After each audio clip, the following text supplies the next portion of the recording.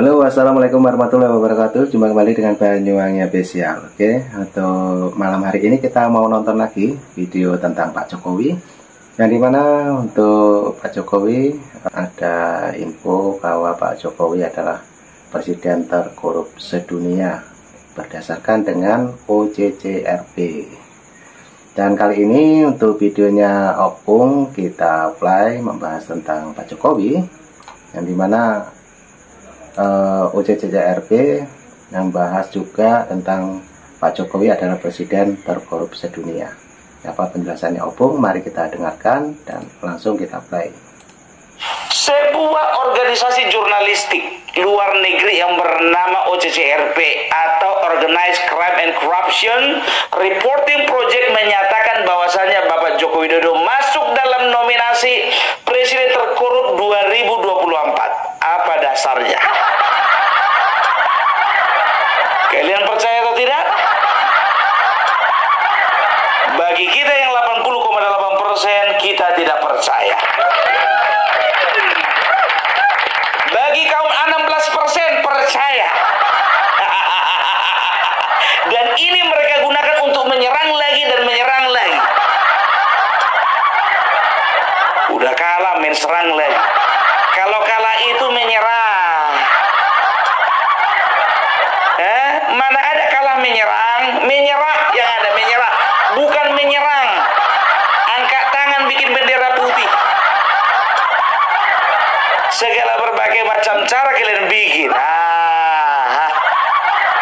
Sekarang pemberitaan dari luar negeri, ya, itu yang mereka jadikan alasan untuk menyerang Bapak Joko Widodo untuk yang ke 163.843 kali.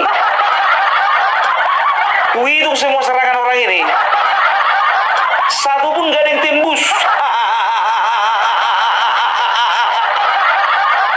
Iya, ada serangan balik.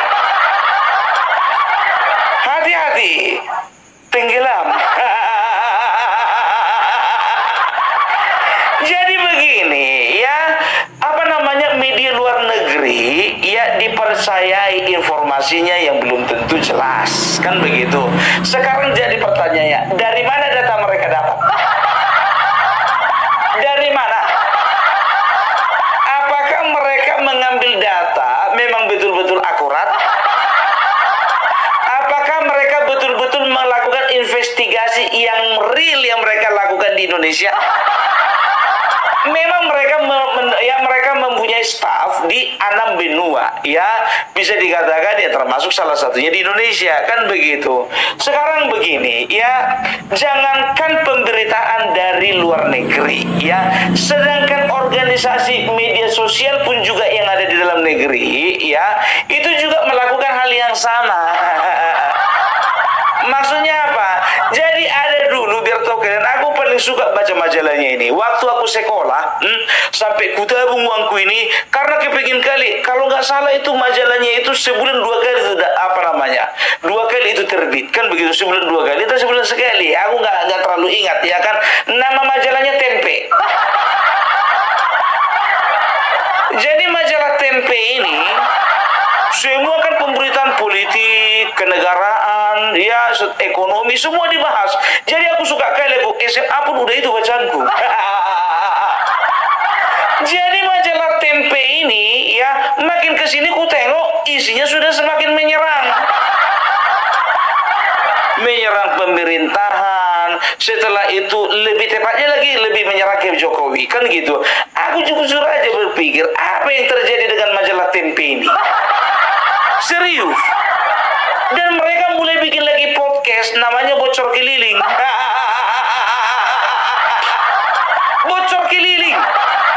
Kerjanya menghasut masyarakat, memberikan data palsu, menggambar-gemborkan data-data yang kurang jelas, menyerang pemerintahan, menyerang Bapak Jokowi, menyerang keluarga Bapak Jokowi. Itulah dia kerjaannya majalah Tempe dan juga Bocor Keliling. Makin ke sini, makin nggak respect lagi orang sama kawan ini. Makanya, ya, yang beli itu juga yang 16%. Kalau kita golongan 80% nggak akan mau beli itu. Ya, itu makanya aku bilang, sedangkan media Indonesia ya yang ada di Indonesia ini ya, media, sumber media terpercaya, ingat itu ya, majalah Tempe sama Bocor Keliling. Ya, itu aja nggak bisa kita percaya sepenuhnya, apalagi pemberitaan dari media luar.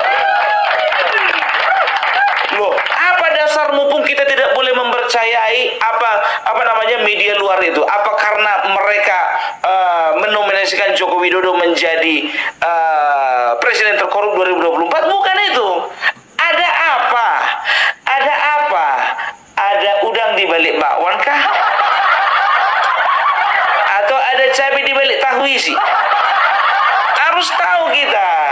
Jadi ya, Organized Crime and Corruption Reporting Project ini ya, ini dibangun ya, didirikan pada tahun 2007 oleh dua orang jurnalis di mana? Di Amsterdam, ibu kota dari Nederland. Ngerti orang Nederland? Londo. Ya, itu dia. Jadi didirikan oleh dua orang jurnalis ya di kota Amsterdam ya. Setelah itu mereka semakin lama semakin berkembang karena yang mereka soroti itu adalah isu-isu dari dunia, kan begitu, dari pemimpin-pemimpin dunia, dan juga mereka itu menyoroti ya kejahatan-kejahatan terorganisir dan juga korupsi yang dilakukan oleh orang-orang atau tokoh-tokoh dunia. Nah, jadi seiring berjalannya waktu, mereka mendapat kepercayaan dari publik. Mereka sampai-sampai ada 270 pemimpin di dunia ini sampai mengundurkan diri oleh karena pemberitaan dan juga pengungkapan yang mereka lakukan. Karena memang mereka melakukan investigasinya tidak main-main. Kan begitu. Itu yang pertama dulu. Nah, ternyata ya, mereka itu sampai mendapatkan penghargaan. 2003 mereka mendapatkan penghargaan hadiah Nobel ya, perdamaian karena mengungkap kasus korupsi. Setelah itu mereka mendapatkan lagi, pokoknya ada beberapa penghargaan ya yang mereka terima ya, mereka makin mendapatkan kepercayaan. Nah, sekarang pertanyaannya, apakah berita tentang pemberitaan Bapak Joko Widodo menjadi presiden terkorup 2024 itu memang betul-betul murni hasil dari investigasi mereka? Kalau memang mereka murni dari hasil investigasi mereka, nah siapa yang mereka wawancara?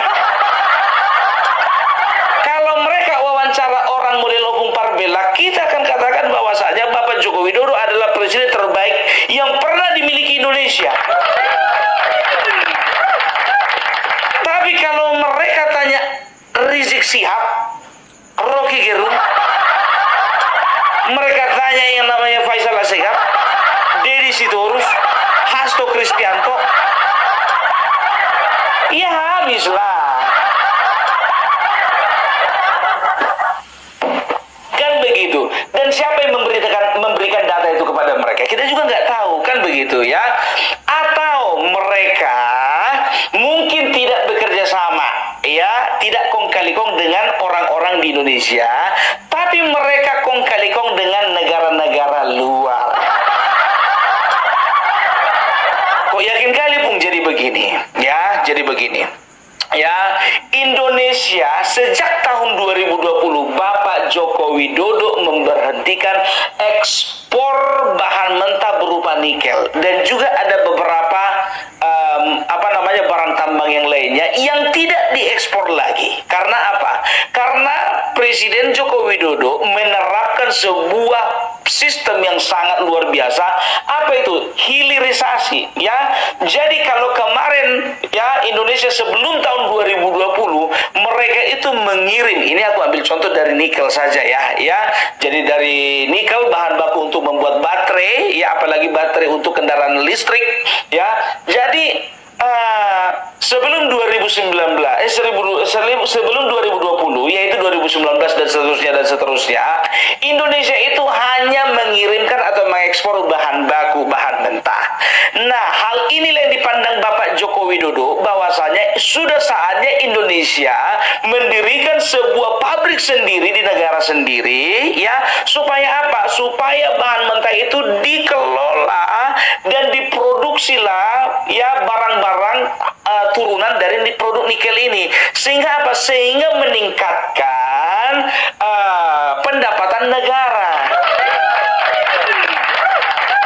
Gitu loh ya, sehingga mendapatkan pendapatan negara yang berlipat-lipat kali ganda. Kalian tahu ya, ini dari Kementerian Keuangan mengatakan bahwasanya tahun 2019 waktu kita mengekspor, kita hanya mendapatkan sekitar 3,5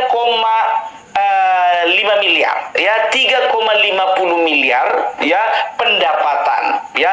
Tapi setelah kita tidak ekspor lagi, yang kita kirim adalah bahan sudah jadinya, kita menerima penghasilan sekitar 120,14 miliar. Artinya ini 14 miliar dolar ya. Jadi bisa dikatakan peningkatan dari sebelum ekspor ya, setelah ekspor dan tidak mengekspor lagi, itu ada sekitar 263%. 263% ya. Jadi kalau dirupiahkan, sewaktu masih mengekspor bahan mentah, kita itu mendapatkan omset sekitar 3,50 miliar. Kalau di Indonesia kan, kalau dikurskan ke dalam rupiah ya, karena itu tadi hitungannya dolar, dikurskan ke dalam rupiah itu menjadi 51 triliun.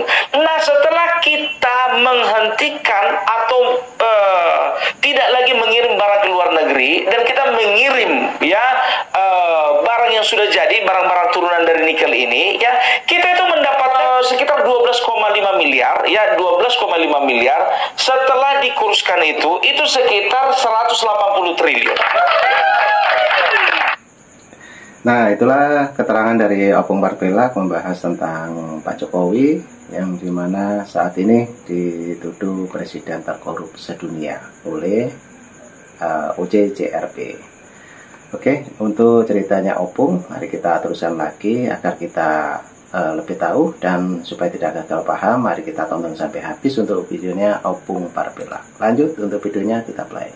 Bayangkan kalian, dari 51 triliun menjadi 181 triliun. Itu dia. Jadi bisa dikatakan ini adalah langkah yang sangat tepat dan langkah yang sangat besar bagi bangsa kita. Nah, terjadilah kerugian di negara-negara yang selama ini menerima impor nikel dari Indonesia. Negara manakah itu? Negara-negara Eropa dan Amerika Serikat.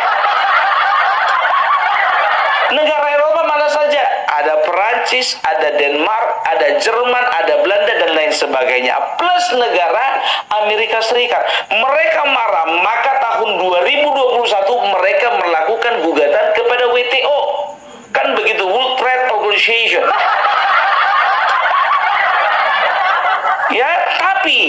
Tapi walaupun digugat, ya Presiden Joko Widodo tetap melakukan proses hilirisasi. Nah, goyanglah perekonomian di negara Eropa. Akhirnya mereka cari cara bagaimana untuk menggulingkan pemerintahan Bapak Joko Widodo. Mungkin saja kita akan sadar bahwasanya kemarin itu ada orang-orang atau pihak-pihak yang ingin menggulingkan Bapak Joko Widodo dengan berbagai macam cara. Kita bisa menarik kesimpulan bahwasanya mereka adalah agen-agen dari negara-negara Eropa dan Amerika Serikat. Masuk akal? Apa hubungannya dengan OCCRP ini? Ya, ternyata OCCRP yang pertama ya didirikan di Amsterdam, Belanda. Artinya apa? Bagian dari negara Eropa. Setelah itu yang menjadi, tahu kalian, yang menjadi pendana atau donatur itu negara-negara, perusahaan-perusahaan yang ada di negara Eropa. Ya, ada perusahaan ada perusahaan Belanda, ada perusahaan Jerman, ada perusahaan Perancis, ya, dan ada perusahaan-perusahaan lainnya. Setelah itu mereka juga mendapatkan dana ya dari kementerian luar negeri yang ada di negara-negara Eropa plus Amerika Serikat. Ya, Kementerian Luar Negeri Belanda, Kementerian Luar Negeri Prancis, Kementerian Luar Negeri Denmark, Kementerian Luar Negeri Jerman, termasuk termasuk Kementerian Luar Negeri Amerika Serikat. Nah, dari sini kita bisa menarik kesimpulan, mungkin saja mereka sedang membuat data palsu supaya apa? Supaya mereka mengambil alih lagi proyek ekspor impor nikel itu supaya apa? Supaya Indonesia tidak lagi melakukan hilirisasi. Gitu dia. Jadi mungkin sekarang ini secara aku bilang sama kalian ya, ini secara logika. Ya mungkin mereka berpikir Joko Widodo semakin ditekan dan mereka akan semakin mendekati Bapak Prabowo. Mereka pikir Bapak Prabowo bisa dipengaruhi. Ternyata kita doakan mudah-mudahan tidak terpengaruh. Itu dia. Jadi pendananya ini, OCCRP ini ternyata dari negara-negara Eropa dan Amerika Serikat. Kita tahu sendiri bagaimana negara-negara Eropa dan Amerika Serikat sakit hati karena Joko Widodo melakukan hilirisasi. Serius saya. Jadi pemberitaan dari seperti itu yang mau kalian telan bulat-bulat. Makanya kalau kalian terima berita, terima informasi, bikin perbandingan, pelajari informasi tersebut, siapa mengeluarkan informasi tersebut, siapa, ya, dan juga apa motivasinya. Jangan bodoh. Bangga pula lagi itu dari kru sebelah mengatakan, lihatlah itu Indonesia mengatakan, dunia sudah mengatakan bahwasanya Presiden Joko Widodo adalah presiden terkorup 2024. Makan kalian yang enak itu.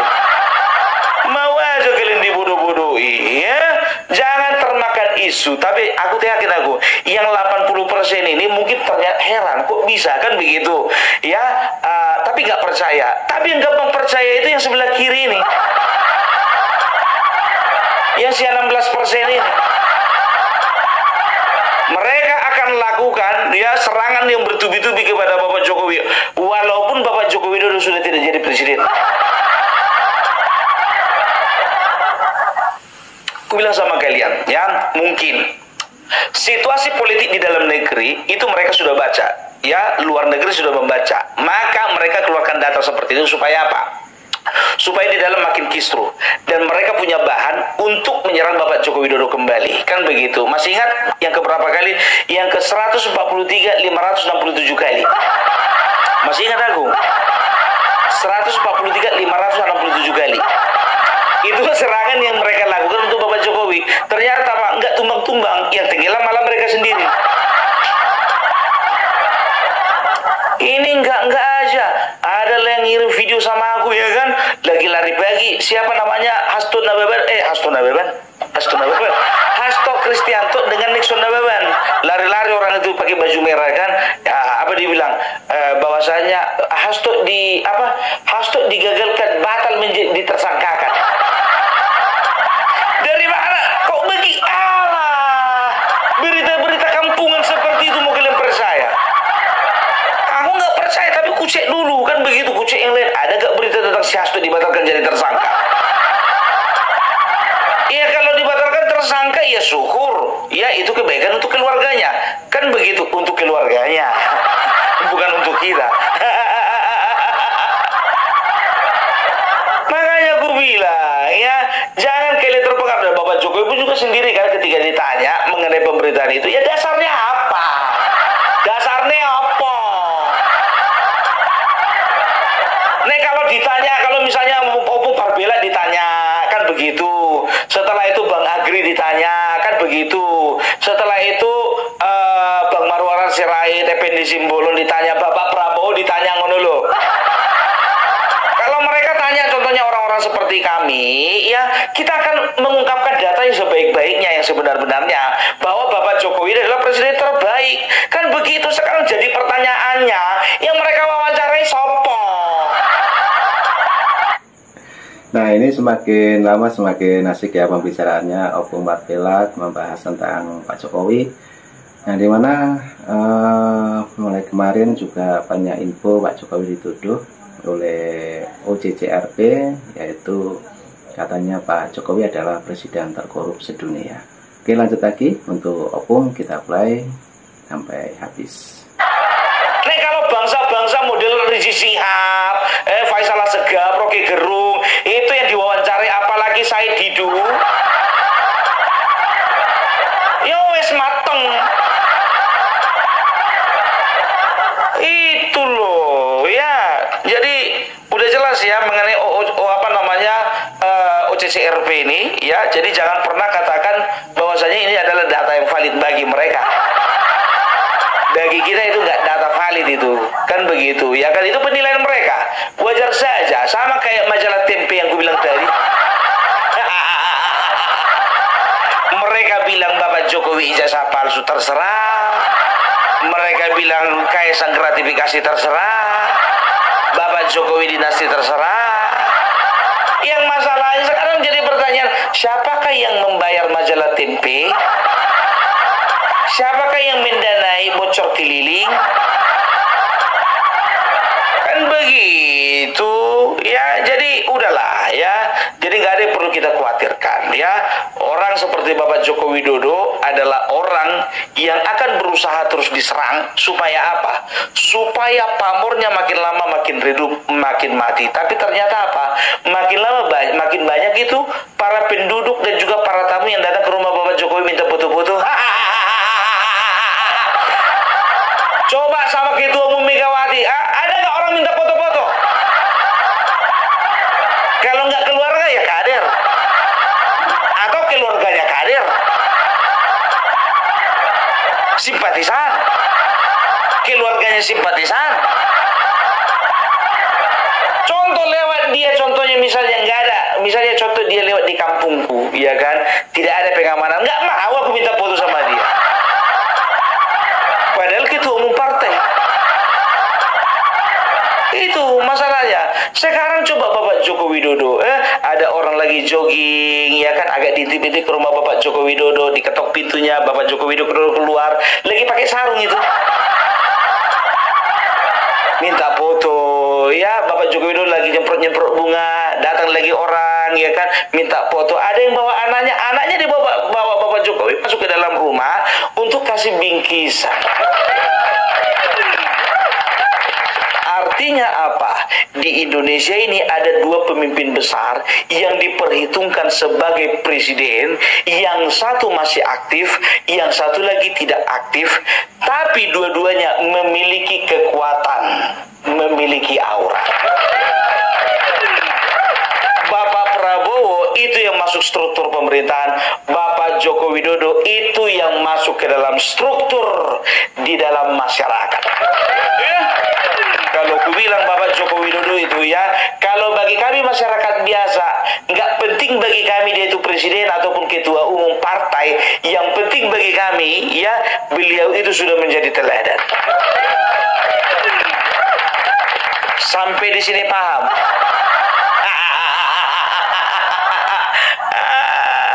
Makanya sadar tidak sadar, apapun kalian katakan, Bapak Joko Widodo itu masih merupakan pemimpin bangsa ini yang masih dicintai oleh rakyat. Jadi jangan kalian katakan bahwasanya hanya kita mencintai Bapak Joko Widodo, tapi Bapak Joko Widodo juga masih mencintai kita. Ya, jadi biasa itu ya, kalau ada dua orang saling mencintai, selalu ada serangan dari orang ketiga.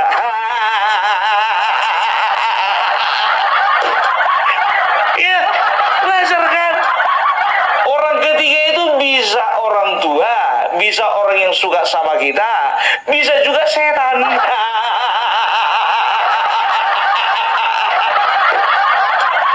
Terserah kalian mau mengelompokkan mereka kemana.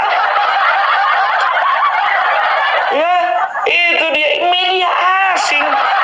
Mau kalian percaya, sudah jelas-jelas Indonesia sedang mengalami tantangan karena apa? Karena Eropa tidak suka dengan hilirisasi yang dilakukan Indonesia. Kita nggak perlu takut. Bapak Prabowo menekankan bahwasanya apa yang dikerjakan Bapak Joko Widodo itu akan tetap dikerjakan, termasuk hilirisasi.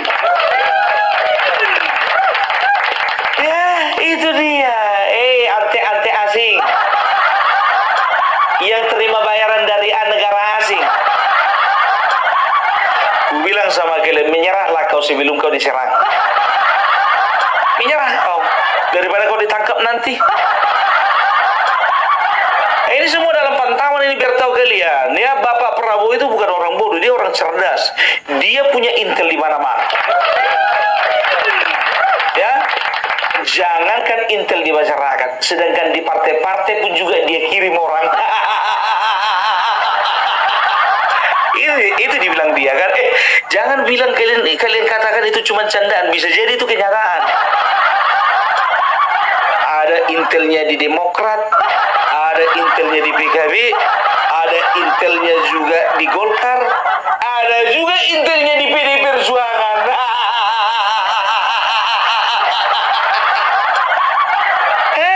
Ya, itu dia. Makanya prajurit itu, apalagi dia sudah disematkan apa namanya marga Simbolon. Udah banyak kian taktiknya, makin banyak lagi. Jadi nggak bisa. Kalau mau kalian rusak hubungan Bapak Prabowo dengan Joko Widodo, nggak bisa. Apalagi hubungan Bapak Prabowo dan Jokowi dengan rakyatnya, nggak bisa. Nggak bisa. Jadi kita bergandengan tangan. Kalau bukan kita yang menjaga bangsa ini, siapa lagi? Ya kan? Jangan mau kita termakan hoax, mentang-mentang itu pemberitaan dari luar negeri. Kita belum tentu ya memang betul hasil dari investigasi yang bersih, jujur. Ya, mungkin saja mereka ada kepentingan. Ya, bisa jadi. Kalau aku bilang, aku katakan 100% ada kepentingan. Ada yang bertanya lagi, Bung, masalah PPN 12%. Nanti kita bahas. Oke, jadi ini dari Opung Parbelak. Salam NKRI, NKRI harga mati. Nah, oke teman-teman, itulah candaannya Opung. Semakin malam semakin asik ya untuk kita dengarkan, dan sekaligus mempunyai wawasan yang sangat luas untuk Opung Parbelak mengenai Pak Jokowi. Dan itulah tadi sekelumit cerita bagaimana Pak Jokowi sampai dituduh oleh agen OJJCRB yang kotor sedunia. Nah, itulah keterangan dari Opung Parbelak, dan mungkin teman-teman punya saran dan kritik juga mengenai Pak Jokowi ataupun mengenai OJJRB, silakan tulis di kolom komentar saya. Dan jangan lupa nanti juga ada video lagi, tetap di Banyuwangi Official. Oke, terima kasih semuanya ambil hikmahnya dan sehat selalu. Salam buat warga. Assalamualaikum warahmatullahi wabarakatuh. Sampai jumpa.